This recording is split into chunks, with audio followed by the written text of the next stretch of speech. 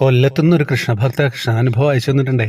അപ്പം ഞാനത് വേഗം വായിക്കാം. നിങ്ങളെല്ലാവരും റെഡിയല്ലേ കേൾക്കാൻ? ഞാൻ കൊല്ലത്തുനിന്നുള്ള ഒരു കൃഷ്ണഭക്തയാണ്. എൻ്റെ ഒരു അനുഭവം എനിക്ക് പറയണമെന്ന് തോന്നിട്ടോ. ഞാനും എൻ്റെ ഭർത്താവും കഴിഞ്ഞ മാസം ഗുരുവായൂർ ക്ഷേത്ര ദർശനത്തിന് പോയി. കുറേ നാളുകളായിട്ട് ആഗ്രഹിച്ചാണ്. അവിടെ വെളുപ്പിന് 2 മണിക്കെത്തി. റൂമിൽ ഫ്രഷായി 4 മണിക്ക് ക്ഷേത്രത്തിലെത്തി. എൻ്റെ സുഹൃത്തിൻ്റെ ഭാര്യ ദേവസ്വത്തിലെ ജീവനക്കാരിയായതിനാൽ അവരുടെ സഹായത്താൽ ഭഗവാനെ നല്ലവണ്ണം തൊഴാൻ സാധിച്ചു കേട്ടോ. ഞങ്ങൾ മമ്മിയൂരും തൊഴുത് വീണ്ടും ഞങ്ങൾ ഗുരുവായൂർ ക്ഷേത്രത്തിലെത്തി. ഏകദേശം 11 മണിയായപ്പോൾ ഭർത്താവ് പറഞ്ഞു, നമുക്ക് പുറത്തു പോയിട്ട് ഭക്ഷണം കഴിക്കാമെന്ന്. അങ്ങനെ പുറത്തേക്ക് പോകുന്ന വഴിക്ക് ഒരു വലിയ ക്യൂ കണ്ടുട്ടോ. ഭർത്താവ് പറഞ്ഞു, ഇത് ഉച്ചഭക്ഷണത്തിന്റെ ക്യൂ ആണെന്ന്. അയ്യോ, ഇത് എപ്പോൾ കഴിയുമെന്ന് ഞാനും ആ നിമിഷം എൻ്റെ മനസ്സിൽ പ്രാർത്ഥിച്ചു.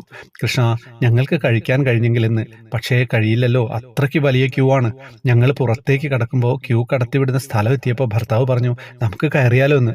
ആ നിമിഷം ആ കടത്തിവിടുന്ന ചേട്ടൻ അവിടെ നിന്നും പെട്ടെന്ന് മാറുകയും ഞങ്ങൾ രണ്ടുപേരും കയറി ഭഗവാന്റെ സ്വാദിഷ്ടമായ ഭക്ഷണം കഴിച്ചു. ഭഗവാൻ ആ ചേട്ടൻ്റെ ശ്രദ്ധ മാറ്റിയതാണ് ഞങ്ങൾക്ക് കയറുവാൻ വേണ്ടി എന്ന് തന്നെയാണ് ഞങ്ങൾ വിശ്വസിക്കുന്നത്. ഇനിയും ഈ അനുഭവം കൂടി ഉണ്ട്, അത് പിന്നീട് പറയട്ടോ.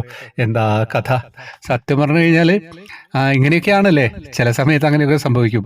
നമ്മൾ എങ്ങനെയെങ്കിലും കിട്ടിയാൽ മതിയായിരുന്നു എന്ന് വിചാരിച്ചിട്ട് നടക്കുമ്പോൾ ചിലപ്പം ഭഗവാൻ സെക്യൂരിറ്റിയോടൊന്ന് പറയും, ഒന്ന് മാറിക്കൊടുക്കുക, 2 ആൾ വരുന്നുണ്ട്, അപ്പോൾ അവർക്ക് വേണ്ടി അങ്ങ് മാറി തന്നു. അങ്ങനെയൊക്കെ വിചാരിക്കുക. അതൊന്നും കുഴപ്പമുള്ള കാര്യമൊന്നുമല്ല, എല്ലാം നടക്കുന്നതല്ലേ. എന്തെല്ലാം കാര്യങ്ങളാണ് ഭഗവാൻ അറിയാതെ ഒന്നും നടക്കുന്നില്ല, അതൊരു സത്യമാണ്. അപ്പോൾ ഈ അനുഭവം എല്ലാവർക്കും ഇഷ്ടപ്പെട്ടില്ലേ? അപ്പോൾ എല്ലാവരിലേക്ക് എത്തിക്കുക. വാട്സപ്പ് ഗ്രൂപ്പിലേക്ക് വരാം, ജോയിൻ ബട്ടണിലൂടെ വരിക. എല്ലാ മാസവും 7 പേർക്ക് കൃഷ്ണ വിഗ്രഹം സമ്മാനമായിട്ട് നൽകുന്നുണ്ട്. ഹരേ കൃഷ്ണ.